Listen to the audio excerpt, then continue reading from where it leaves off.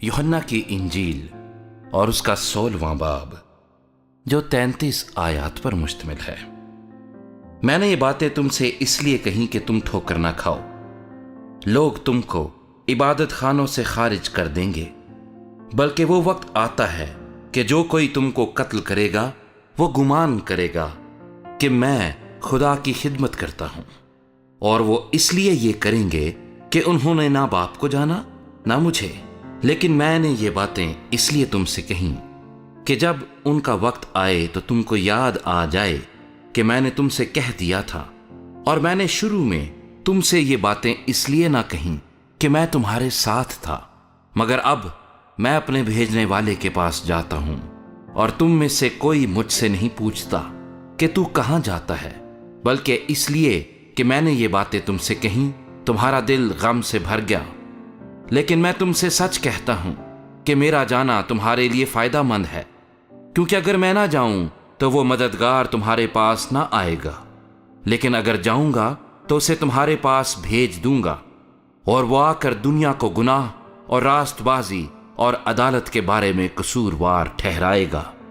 गुनाह के बारे में इसलिए कि वो मुझ पर ईमान नहीं लाते, रास्तबाजी के बारे में इसलिए कि मैं बाप के पास जाता हूं और तुम मुझे फिर ना देखोगे, अदालत के बारे में इसलिए कि दुनिया का सरदार मुजरिम ठहराया गया है।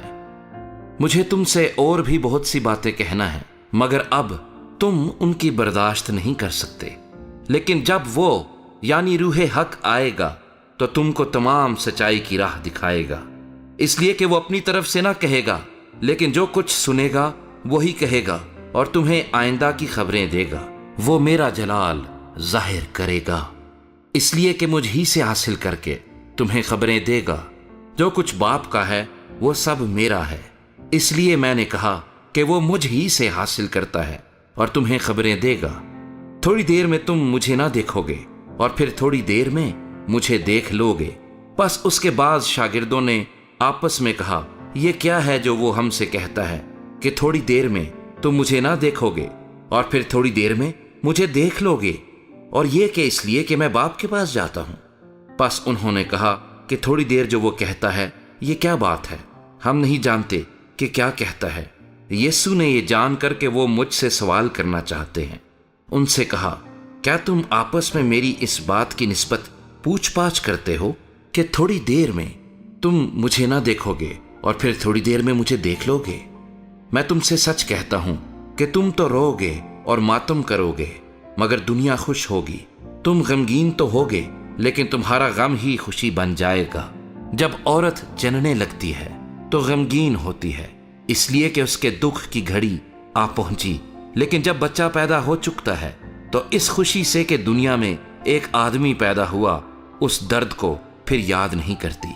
बस तुम्हें भी अब तो गम है, मगर मैं तुमसे फिर मिलूंगा और तुम्हारा दिल खुश होगा और तुम्हारी खुशी कोई तुमसे छीन ना लेगा। उस दिन तुम मुझसे कुछ ना पूछोगे। मैं तुमसे सच कहता हूं कि अगर बाप से कुछ मांगोगे तो वो मेरे नाम से तुमको देगा। अब तक तुमने मेरे नाम से कुछ नहीं मांगा, मांगो तो पाओगे, ताकि तुम्हारी खुशी पूरी हो जाए। मैंने ये बातें तुमसे तमसीलों में कहीं। वो वक्त आता है कि फिर तुमसे तमसीलों में ना कहूंगा, बल्कि साफ साफ तुम्हें बाप की खबर दूंगा। उस दिन तुम मेरे नाम से मांगोगे, और मैं तुमसे ये नहीं कहता कि बाप से तुम्हारे लिए दरखास्त करूंगा, इसलिए कि बाप तो आप ही तुमको अजीज रखता है, क्योंकि तुमने मुझको अजीज रखा है और ईमान लाए हो कि मैं बाप की तरफ से निकला। मैं बाप में से निकला और दुनिया में आया हूं, फिर दुनिया से रुखसत होकर बाप के पास जाता हूं। उसके शागिर्दों ने कहा, देख, अब तू साफ साफ कहता है और कोई तमसील नहीं कहता। अब हम जान गए कि तू सब कुछ जानता है और इसका मोहताज नहीं कि कोई तुझसे पूछे। इस सबब से हम ईमान लाते हैं कि तू खुदा से निकला है। यीशु ने उन्हें जवाब दिया, क्या तुम अब ईमान लाते हो?